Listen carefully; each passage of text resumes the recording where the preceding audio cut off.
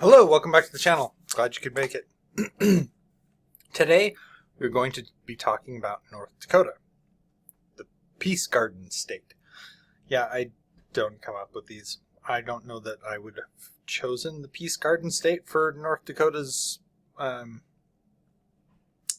nickname, but there you go. So, North Dakota, they get their name from the Dakota Sioux, which is one of the tribes, Native American tribes that's from the area.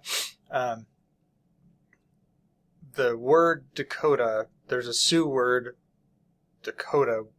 I'm not entirely sure if there's a difference in the pronunciation. There's actually an H in the Sioux word where there is not, as you can see here from the screen. But apparently that means allies or friends. So there you go. Sorry about that. And then the Peace Garden state, there is an international peace garden between the Canadian province of Manitoba and North Dakota, and so they have this. Apparently, the Peace Garden was built in the 1920s, and started in the 1920s, but it wasn't officially opened until July 14th, 1932. They had a huge ceremony with officials from the United States and Canada, and so it's now the International Peace Garden, and we have that is where the name came from.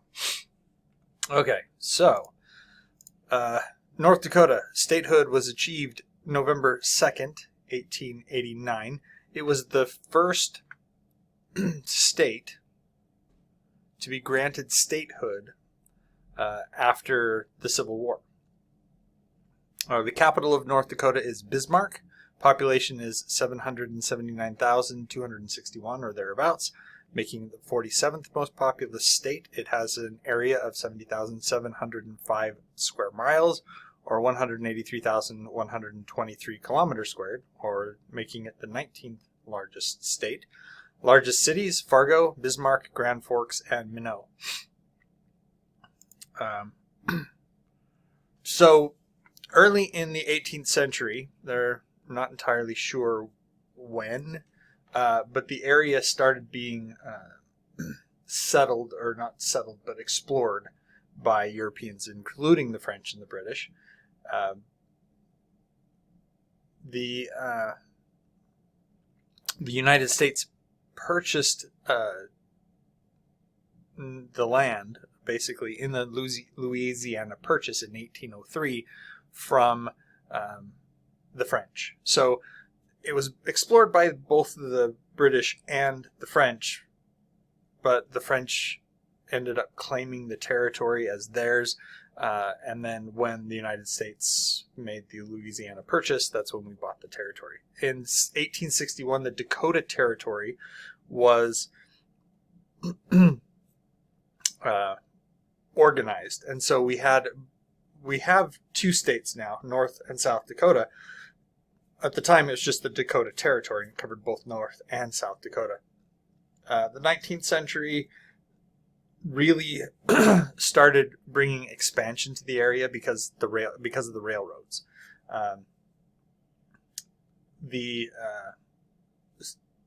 railroads started going across the state, and so settlements started popping up. And North Dakota is very strong agriculturally, which at the time was a huge boon to the nation, and they really needed the agriculture and everything from North Dakota. And so the railroads really helped shape and influence the state. Then 1889 rolls around, and we have statehood. From the modern era, because North Dakota wasn't really organized as a state until after the Civil War, their contribution to the Civil War efforts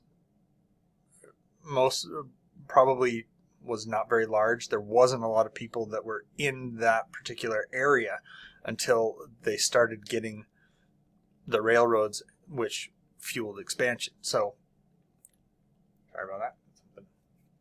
from my lunch. Anyway, so we have that. Probably not a lot going on as far as settlement and things going on until later in the 19th century, when we had the railroads and everything start going through. So, modern era, North Dakota has focused a lot on agriculture. While they have expanded their economy, so it includes a lot more than just agriculture. Agriculture has still been quite a large part of the economy of the state. Geographically speaking, North Dakota is part of the Great Plains. So the Great Plains in the United States is a large flat expanse right in the middle of the state. Or no, not the state. In the middle of the states is what I should say. It's grasslands mostly, and it goes from Canada all the way down to Mexico, and just not a lot there as far as like hills and mountains and all that kind of stuff. Those features are largely gone from that area. The Missouri and the Red River Valley are large part of the agrarian aspect of the state. That's where you find the largest cities, and the most productive farming areas are along the Missouri River and the Red River Valley. Another part of North Dakota that's often cited as one of the features of the state are the Badlands. Western part of the state, you have Theodore Roosevelt National Park, and there's rock formations and things. But yeah, it's called the Badlands for a reason. Not a lot there. Not really good for farming or settlement or anything like that. So it's the Badlands. The climate is continental, and it's pretty much right in the middle of the continent. The winters are pretty cold, so they do have quite a lot of snow and really bad weather during the winter, December through February. It's often lower than freezing, well below negative 18 degrees Celsius for those that don't use the Fahrenheit scale. The summers, they're pretty warm, but they're relatively short. They go between the 70s and the 90s, which is 20 to 30 Celsius. Generally dry. There's not a lot of precipitation there in that area because of the mountains that are on both sides kind of block the basically block the precipitation. Spring and fall, they milder. Spring can be a bit more wet, and they do actually have dangers of flooding because of the snow melt and the rain at the same time. It's pretty evenly distributed as far as precipitation goes throughout the year. Eastern part of the state receives a lot more precipitation than the western part of the state, and it is in Tornado Alley, which is that center section of the United States that gets a lot of tornadoes. Spring, summer, and they do have alerts for that. Drought is often common in North Dakota, and yeah. So there you go. On to industry. As I said, agriculture is the big one. We have energy, manufacturing, technology and innovation, healthcare, education, tourism, transportation, logistics, mining, construction, financial services, and aerospace. In agriculture, CHS Inc., Cargill, Monsanto, which is now part of the Bayer Group, Syngenta, DuPont Pioneer, which is part of Corteva Agriscience, John Deere. In energy, we have the Hess Corporation, Whiting Petroleum, Continental Resources, ConocoPhillips, Marathon Oil, uh, Manufacturing, Bobcat, Case IH, Steiger Tractor, WCCO Belting, Aperio Systems, Technology and Innovation, North Dakota State University, University of North Dakota, Aperio Systems, Botlink, Packet Digital, with the healthcare, Sanford Health, CHI St. Alexius Health, Essentia Health, Trinity Health, Mid Dakota Clinic. Education, we had the North Dakota State University of North Dakota University System. North Dakota has a lot there. And then on to, we're going to skip, as we usually do, we skip the tourism for later. Transportation and Logistics, BNSF Railway, Canadian Pacific Railway, UPS, FedEx, XPO Logistics. Into mining, we have North American Coal, Coyote Creek Mining, Dakota Westmoreland, RJ Zavarol and Sons, Knife River. Construction, Krauss Anderson Construction, McGuff Construction, J.E. Dunn, Mortensen, Steff's Group,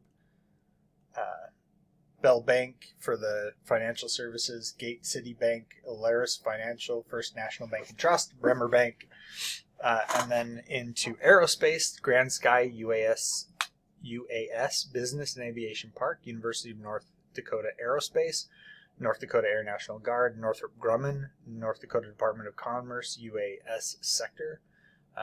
Lot there. So, yeah. Into tourism. So the tourism, we have the general outdoor activities. There's the, as I said before, we have the Theodore Roosevelt National Park, which is into the Badlands. So they have like hiking, biking, camping, all sorts of stuff. The Ma Da Hay Trail, I don't know if I said that right, but it's a mountain biking trail. It's 140 miles long. It goes through the Badlands.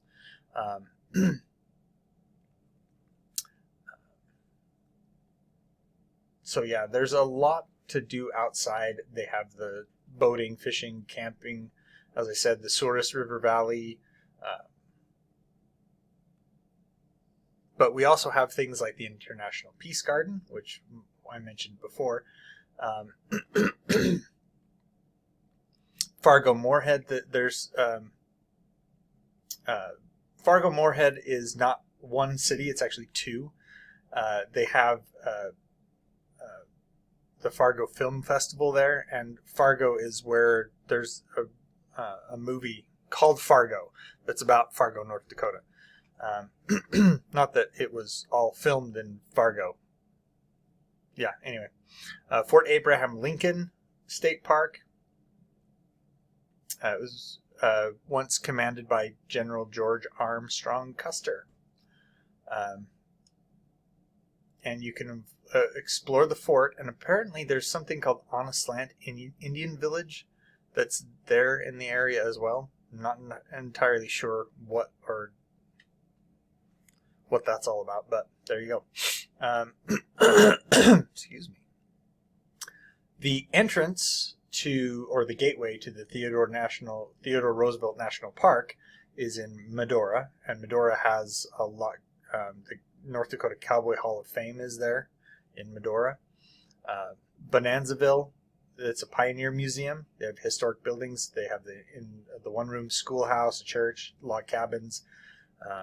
And then you also have the Prairie Village Museum, which is in Rugby, and that's focuses on the agricultural and the pioneer history of the state. So it has a lot of buildings and things that you can go and and see. Don't know why I'm getting so choked up. That's not right, but anyway. Okay, so on to the weird stuff about North Dakota. It is illegal to lie down and fall asleep with your shoes on. Yeah, I don't know. Apparently, the suggestion is that maybe it was to promote good hygiene and prevent getting your bed dirty. Beer and pretzels, you cannot serve them at the same time in any bar or restaurant. So yeah. You cannot it is illegal to wear a hat while dancing. That's why I have the picture here, because I looked up people dancing with hats on, and that's what you got here. So this would be considered illegal in North Dakota. So probably goes back to the pioneer times when there would be like town dances and stuff like that, and it would have been considered bad manners to keep your hat on while you were dancing. So there you go. Fireworks stores cannot sell fireworks to horses. I don't know why a horse would buy fireworks to begin with, but, what do I know? It is illegal to keep an elk in your sandbox in your backyard. I mean, who does that? It is illegal. Let's see, where did it go? There it goes. In Fargo, it is illegal to honk another person's horn. So you're sitting in your friend's car, they're driving, you cannot reach across and honk their horn. Yeah. I don't know how many times that had to happen to people before they're like, we need to do something about this. In Devil's Lake, it is illegal to swim nude. I don't know. I mean, most places in the United States have anti-nudity laws. And so I don't know why they had to specifically, we need a specific law to apply to Devil's Lake. Yeah, so.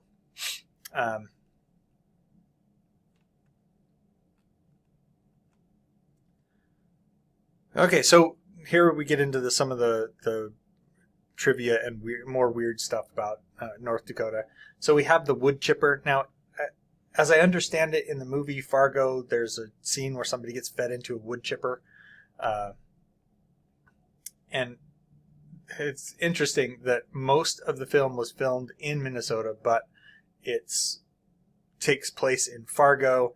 And so what they've done is at the Fargo Moorhead Visitor Center, they have this right here, this picture. They have a wood chipper with a leg sticking out of it in honor of the film. There you go. Interestingly enough, Rugby, North Dakota. Oh, well, let me back up. So the state has what they call the Enchanted Highway. It's a 32-mile section of the road that has these huge scrap metal sculptures that were created by an artist from North Dakota called Gary Greff. So they call it the Enchanted Highway. I don't know. But Rugby, North Dakota is the geographic center of North America. So if you want to go to the geographic center of North Dakota, you go to Rugby. The world's largest sandhill crane. Now, a sandhill crane is a type of bird. It's not like a construction crane that sits on sandhills. So in Steele, North Dakota, they have a 40-foot tall sculpture of a sandhill crane. They call it Sandy, and it's one of the world's largest bird sculptures. So there you go.